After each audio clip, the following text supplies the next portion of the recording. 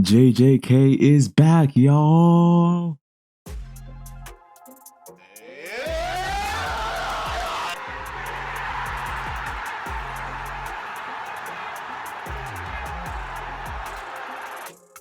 I'm trying to do more anime videos up on here, and JJK has come to deliver. There's a lot of good animes coming out this year too. I'm happy to see where these shows go as more episodes come out. But let's get back on track. First time doing something like this on the channel, but I hope you guys enjoy. A lot of firsts this year, first video, first anime reaction thing, whatever. But let's get into this.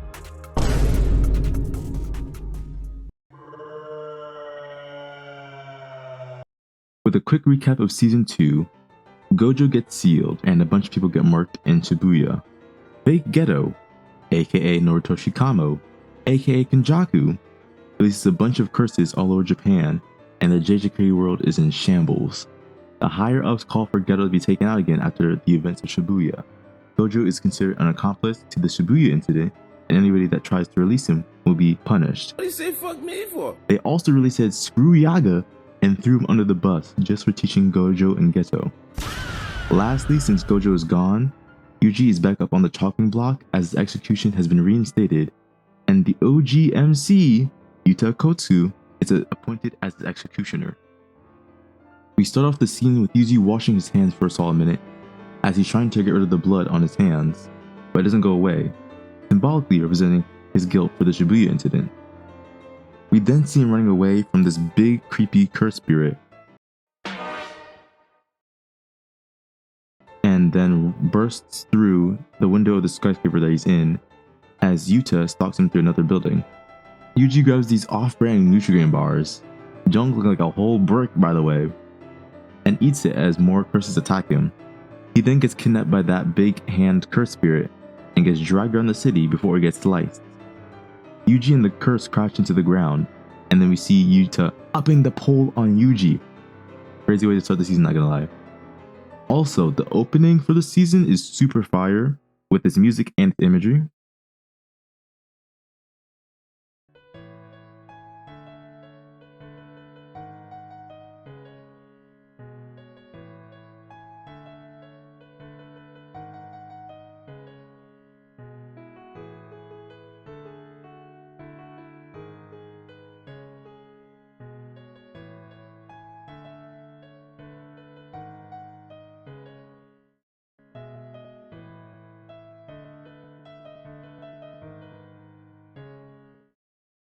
But now we actually see the official start of JJK Season 3.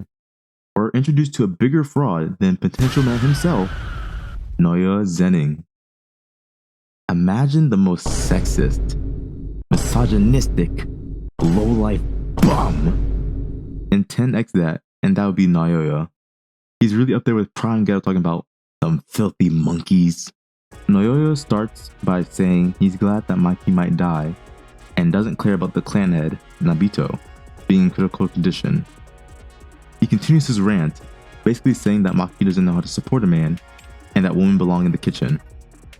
He says that Mai is better in that regard and has better tits, mentioning that one who can't humbly walk behind her man deserves to be stabbed and killed. Telling this bullshit directly to their mom, by the way.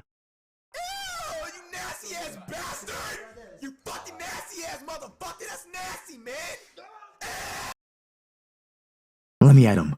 I'll slide it out myself. 27-year-old bum, by the way, talking like that about minors who are also his blood relatives. Let's add pedo and incest to that list of bum Oya fraud allegations. He's also showing up late to the meeting about his own dad's medical condition. Also, he has Maki's mom get on the ground and open the door for him. Bro is out here acting all big and tough, saying that he's gonna become the next clan head. Bum is pushing 30 and is still getting babied, just waiting for that nepotism to kick in. Naoya roasts his family members, saying that Ogi isn't like that due to his worthless daughters, and calls Junichi to Chop to be the next clan head. Ah, bruh. What is this guy talking about? What is this guy talking about, bro? Ogi and Junichi crash out for a moment while Naoya tries to aura farm. An An old guy spawns in and says that Naoya Zenin has passed away from his injuries. In case y'all forgot, Naoya is the guy from Shibuya that got burned up by Jogo. The misogynist bum, the fraud, and the chopped one are all low-key aura farming from the slam swing around as the old man reads out the will. Long story short, the will reads that Naoya will become the next clan head and inherit everything as long as the other two agree to it. However, we always love however, in the case that Satoru Gojo is dead or incapacitated for whatever reason, the agreement with Toji Fushiguro will be honored. Meaning, Megumi will be accepted into their clan and made the new 27th leader of the Zenin clan. Bamoya does not like the sound of that one bit, bruh. The Central Man really took his spot. Look at his face crashing out. Naoya rushes out to find Megumi and murk him, using the excuse of Itadori's execution being back on, trying to lure Megumi out. Unironically, saying that he's a nice clan head while getting his shoes tied by his aunt. 27 years old, by the way. Nepo baby wants his Zenin clan pacifier back ASAP.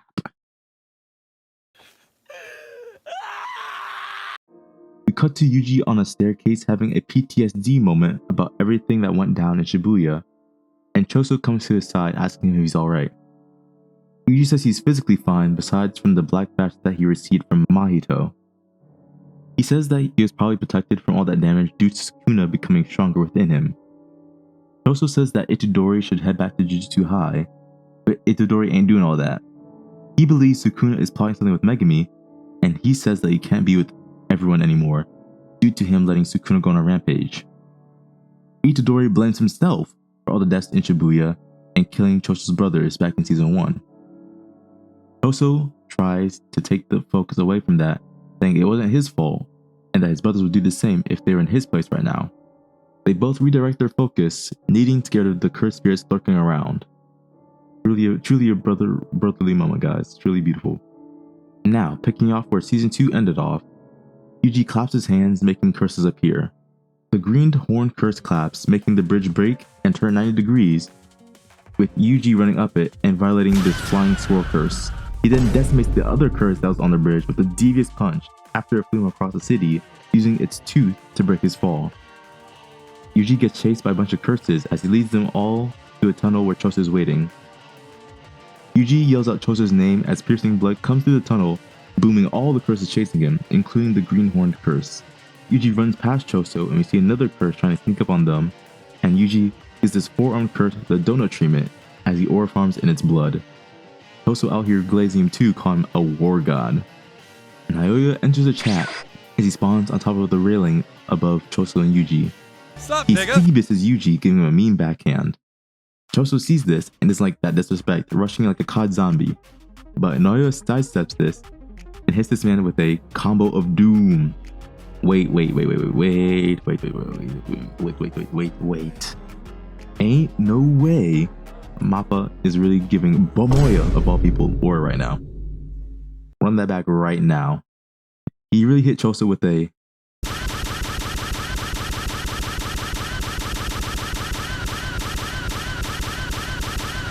31-piece combo.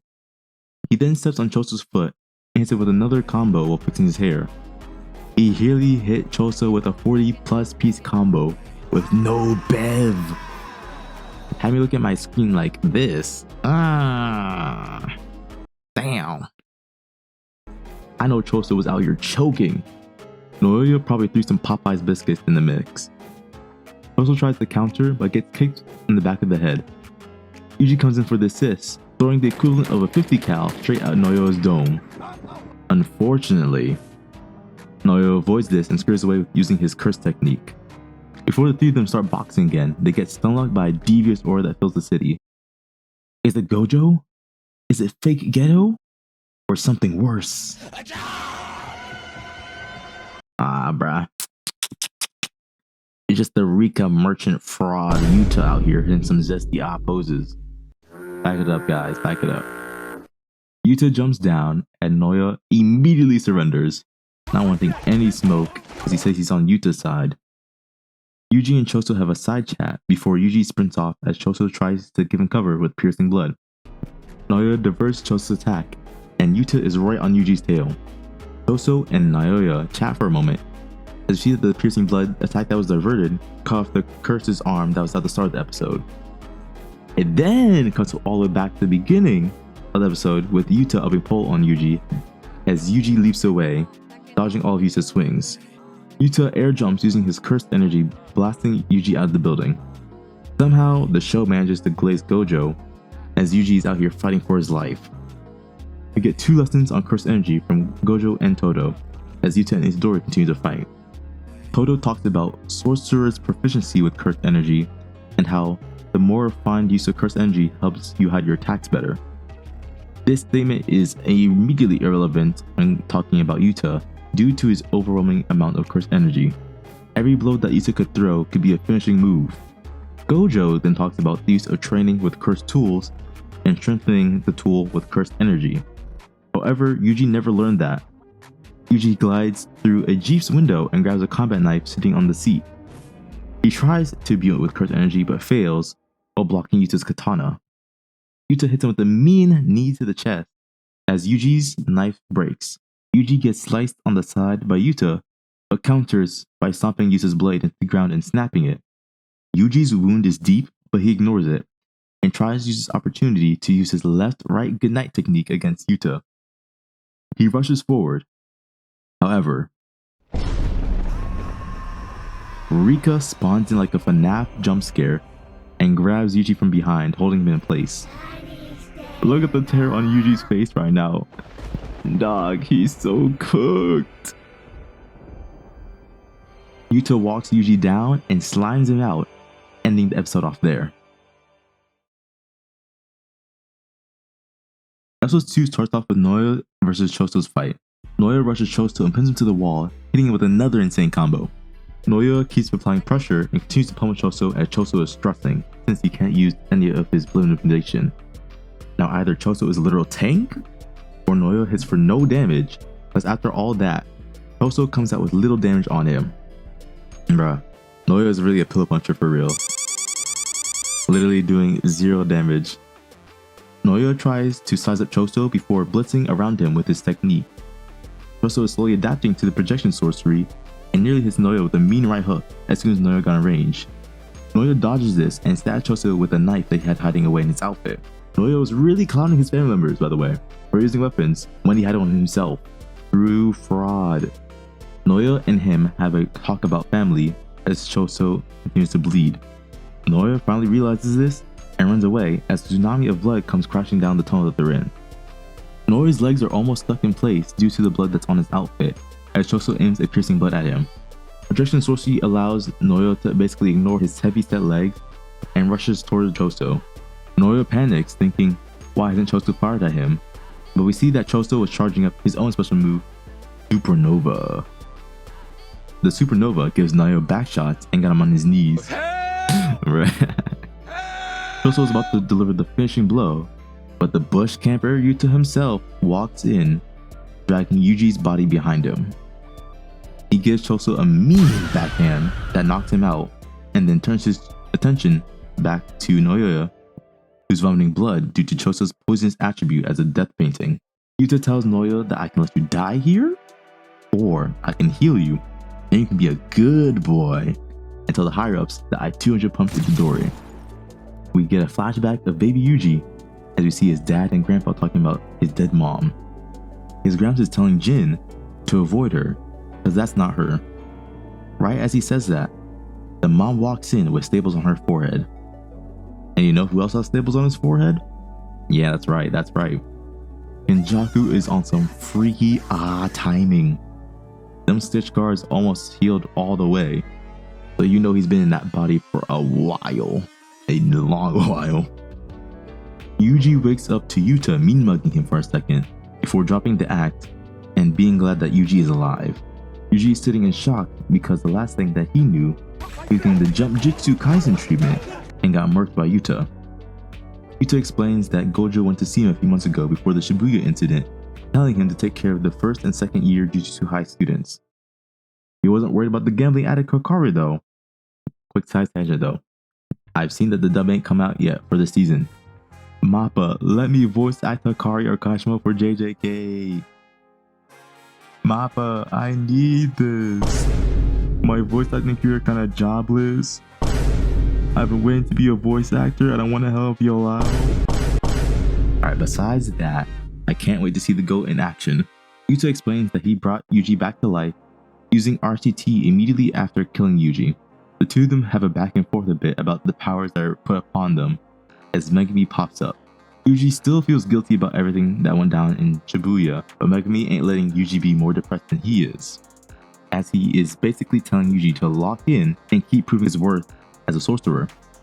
He says he needs Yuji's strength, as Fake Ghetto, aka Kenjaku, has started the Culling Games and has dragged Megami's sister into the mix. The Culling Games are basically a giant battle royale of cursed spirits and sorcerers from all the eras, new and old. A legit Fortnite battle royale moment. Call it the Fortnite Sorcerer Games. What? Bro, what are you talking about, man? We see the Culling Game rules, and guys, the OST for this moment goes so hard.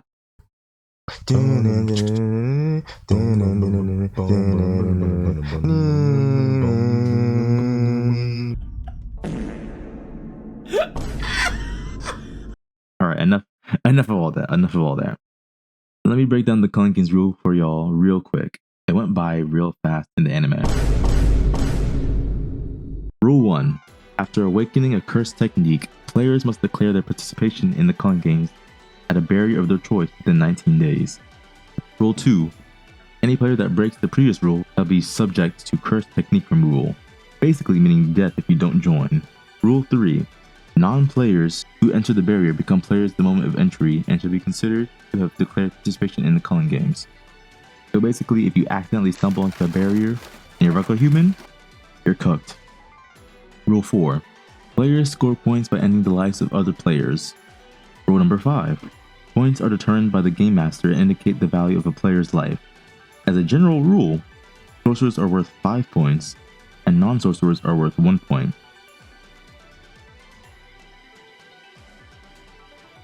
Rule number 6. Excluding the point value of a player's own life, players may expend 100 points to negotiate with the Game Master to add one new rule to the Culling Games. Rule number 7. In accordance to the previous rule, the Game Master must accept any proposed new rule unless it has a marked and long-lasting effect on the Culling Games. So if you really wanted to, you could spend 100 points and make everybody do something simple like eating 2 burgers a day or doing 100 push-ups every 2 hours, or something extreme like not using a domain expansion for a short period of time, as long as it doesn't have a long-lasting effect on the actual game itself. Rule number 8. If a player's score remains the same for 19 days, that player should be subject to cursed technique removal. Once again, meaning death if you don't play the game as intended. Megami, Yuji, and Yuta plan their next move as Megami continues to give Itadori the rundown. They plan to go see Tengen to get answers about everything involving Kenjaku and other things involving the Culling Games. Tengen is the person that controls all the Jujutsu high barriers, and was the one that needed to absorb the Star Plasma Vessel back in Season 2. Itadori then asked about Nobara to Megami, with Megami looking away in sorrow. Now, this is low-key a sad moment for the game considering everything that they've been through, but this next part fries me. Choso pops out the shadows talking about how they'll reach Tengen, but the funniest part to me here is how Megami, of all people, got jump scared by this and scurries away from him. This fraud, whose whole technique is about using shadows, gets jump scared by Choso hiding in the shadows, and he's low-key doing it better than Megami. At this point, Megami should just hand over his 10 shadows technique to somebody else. But now we head back to Jujutsu High and we see the whole gang get together. Maki has also survived the Shibuya incident due to her strong, heavily restricted body, but the burn scars still remain even after getting healed with reverse curse technique. She got an insane buff within the span of a few days, low-key, and she is going to continue to get so much stronger in the next episodes, guys. But I digress. He also explains to the whole crew how they reached Tengen by using the side effects of his curse technique to track his remaining siblings to the correct door. The crew was down for the plan, but Choso was put on front watch by Maki, saying, "Who are you?" Yuji comes to the rescue and says that's his older brother. It takes a second for Choso to register it, but when the group is about to leave, he gets hyped. They make it to the corridor where Tengen resides, and they see the bloodstains from when Amanai got boomed by Toji. Yuji asks what happened here, and Yuki replies that it was an event 12 years ago, and that's what probably led to the current change of events. We're not gonna sit here and pretend like Yuki isn't the main reason that this stuff hasn't happened, right? Like obviously Toji, you know, did his thing with that. But then she incites Geto to start acting crazy. So let's not pretend like, you know, that's where it started, because y'all could have done so much better. They make it to where Tengen would be, but they don't see anyone, thinking that Tengen is rejecting them. As they make their way to leave, Tengen spawns in behind them, addressing them by lineage. Child of Zenin, descendant of Michizane, first room death painting, and vessel of Sukuna. Right. Got me geeked, bro. Even Tengen doesn't want to talk about Yuki. Yeah, Yuki, you might be on fire watch, bro. The episode ends there, as we gotta wait another week for the next episode. Now, these two episodes were amazing. The quality of the animation was wonderful. The pacing was pretty decent, despite the few changes they made from the manga. And the OSTs, along with the opening and ending, were sensational ear candy.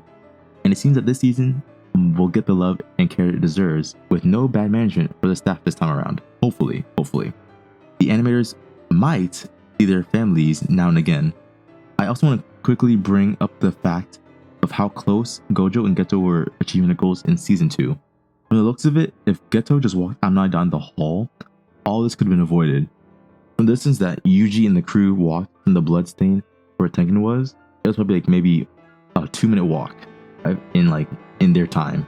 So if they were able to actually do that, all this could have been avoided. But Toji really screwed everyone over, bro. But unfortunately, anime and manga never gets lucky like that, you know? There's gonna be some sad backstory, some tragic event. Gotta keep the plot going.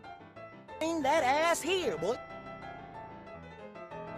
Emergency additional episode for you guys. Episode 3 just dropped, and we got a lot more information through a Yap Fest. A much needed Yap Fest, might I add, because the next episodes are gonna be wild. I've already covered the Con Game's rules, which is what most of this episode is about. However, I'll quickly cover some notable things about this episode. Picking straight up from episode 2, Tengen addresses the crew by lineage. Yuki is actually annoyed that she didn't get a greeting from Tengen, while the others are shocked by Tengen's physical appearance. Tengen mentions that this isn't their first time meeting with Yuki, and that she had to hide herself away due to the fear of the crew, specifically Yuki, being aligned with Kenjaku. Yuji asks why Tengen looks like a lump of Play-Doh, or Thumb Thumb, a kid's clay project, like a... Alright, you guys get the point, She tells the group that since she failed to assimilate with the star plasma vessel, her body has evolved, and she has begun to age rapidly, having lost her original physical appearance. The group wants to know about Kenjaku and how to unseal Gojo from the prison realm. Tengen is willing to tell them on one condition: that you guys should subscribe to FlrxSaucy and like the video. Yeah. Alright, I'm trolling. But you should still do that, guys. Tengen's condition is that out of Choso, Yuki, and Yuta, 2 of them have to stay behind and guard her. Baby girl Yuki gets upset by that fact as Tengen begins her backstory about Kenjaku. Tengen says that Kenjaku plans to force the evolution of mankind through all of Japan. Now, before I continue with the rest of the Yap session, I just want to talk about these stunning visuals. The animators managed to make an exposition dump look so wonderful, and it seems to go so fast. This episode is low-key formulated like a video game level, with all the designs and planning of events for the upcoming battles for the season. It's also really cool to see a lore dump be done like this, and helps the story have much better world building for later arcs. Alright, back to Yap Fest. Megami wonders why Kenny didn't use Tengen's barriers to force evolution with mankind in Japan. Tengen replies that Kenjaku just lacked the cursed energy to do so, and that evolving people with a technique one at a time is inefficient. So Kenny's plan will basically make mankind assimilate with Tengen to force its evolution. The gang does not listen to that idea at all. Yuki looks like she's ready to go beat on people right then and there. Yuji and Megumi conclude that it shouldn't be possible to assimilate with anybody else besides the star plasma vessel. But since Toji one-shot Riko Amanai in Season 2, Tengen started evolving and became possible to merge with other individuals. Now that Tengen has evolved, her soul is everywhere, and she's a part of the Jujutsu world, no longer a physical being, but the people that merge with her becoming a whole new creature that exists and doesn't exist at the same time. Meaning that if even one person goes bad, it will spread like a plague to the rest of the merged people and essentially end the world. We don't even know why Kenny's trying to do this at the moment. I want whatever he's on, cause bro really be taking back shots and plotting world domination within the same period of time. Absolute insanity. Maki questions whether Tengen could just reject the assimilation, but Tengen responds saying that since her evolution, she's become more cursed spirit than human, meaning that she can be targeted by cursed spirit manipulation and would be instantly absorbed due to Kenny's strength and proficiency as a sorcerer. That's why Tengen currently needs guards to protect her, because Kenny will eventually try to find her and absorb her. What? We're flying to Philadelphia! Oh, hell no! Hell no! We learned that Kenjaku has been involved with Sukuna in the past, meaning that he's at least 1,000 years old. That body swapping technique is really doing wonders for him. Yuki's concerned why all this is happening now, as Tengen says that she, the Six Eyes, and the Star Plasma Vessel are all connected by fate. Kenny was stopped twice in the past by sorcerers with the Six Eyes. The second time, however, Kenny was more careful and eliminated both the Six Eyes user and the Star Plasma Vessel at birth. However, both of them came on the day of Tengen's assimilation. This happened due to the three of them being connected by fate. The new users will keep popping up, even if the previous one dies. Fate is literally grabbing their reboot cards. Kenny realizes this and then went on the hunt for the prison realm to seal Gojo instead of killing him, because there can't be two alive and active people with the Six Eyes. Then, the unexpected happened with Toji interfering and killing the Star Plasma Vessel. Since he had no cursed energy through his Heavenly Pact, he destroyed the fate connecting the three of them. Gato, also being alive at that time, basically gave Kenjaku all the pieces he needed without even trying. And 6 years ago, he gained the prison realm. Now, the Culling Games is the warm-up for the assimilation between Tengen and humanity that is basically being used to farm cursed energy from the sorcerers fighting and dying. Tengen talks about all the Culling Game rules, but since I already did that, I'm just going over the bulk of it, only mentioning the additional details. Getting rid of Kenny won't get rid of the Culling Games, as he's had to undergo several binding vows to make these games possible. A prime example is that he can't be the game master to tip the balance of the games to his favor. The only way for the games to end is for everyone to die or to refuse to participate and die. Literally a win-win for Kenjaku at that point. The group plans to create a rule that allows people who don't want to participate to leave the game, while also trying to figure out how to unseal Gojo. Yuki and Choso offer to stay behind and protect Tengen, as she then reveals the back of the prison realm to the group. But first of all, nah, I see you Choso, I see you Choso. Bro think he's slick. He really just wanted the AIZO to be with Yuki's fine ass. I respect the hustle though, I respect the hustle. This part of the prison realm is literally a back door that can be used to unseal Gojo. However, you can't open it normally since that authority lies with Kenny, and you have to force it open. So they have to use cursed tools that negate cursed techniques. But Gojo destroyed them all during several events. Gojo really might be on Firewatch next. Bro got his ass beat so bad, they had to get rid of all those weapons ASAP.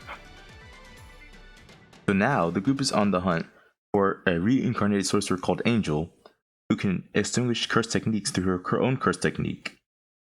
She's in the colony on the east side of Tokyo. The Culling Games barriers reject Tengen, so she can't get any more information on the situation. We continue to learn that the 10 colonies make up the Culling Games, with the entire games lasting about 2 months. Skipping over the Culling Games rules section of this episode, we get to the individual plans for each member. Yuki and Choso will stay behind to protect Tengen. Maki is going to get weapons from Juzo's workshop, then accumulate more cursed tools from the Zenin clan vault. Afterwards, she'll meet up with Panda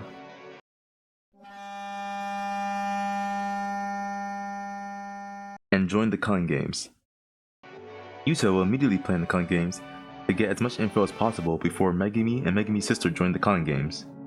Yuta plans to avoid nearby colonies so none of them clash into each other. Since the colonies are large barriers, Yuta will be out of contact. Yuta and Yuji realize this and try to plan around it due to the earlier promise of Yuta killing Itadori if Sukuna takes over. But Megumi tries to tough it out like an idiot. Megumi and Itadori go to look for Hikari Kinji and recruit him to the team. And I know you, yes, you watching this video, be cracking femboys. I just can't prove it. And recruit him to the team. Since they're short-handed on team members, basically needing all the help they can get. We get a recap of the episode showing all the events that they talked about, with everybody setting their plans into action. The remaining gang starts to leave as the brothers have one last chat, and then Choso cries his eyes out. We switch to the cinematic scene as we're introduced to a 35-year-old washed-up comedian. He low-key gets shunned off stage, and backstage he gets berated by his boss, who tells him to give up. He's then tweaking out for real as he tries to rationalize what kind of comedian he is, whether he's actually funny or he thinks he's funny. We get his name, Kumohiko Takaba, and the episode ends there. Now, I hope y'all enjoyed this video, as it's a first of mine. I probably won't do weekly episode reviews unless it's the episode I really like, or it's something that everybody's talking about right now. Plus, I got other content I wanted to cover on here first, so be on the lookout for that. Leave a like and subscribe if you're enjoying the video. Have a wonderful day, afternoon, night, wherever you are, and I hope that your day gets better if it ain't looking so hot right now. Lastly, letting y'all know that I love y'all consensually, and that God loves you more. Peace.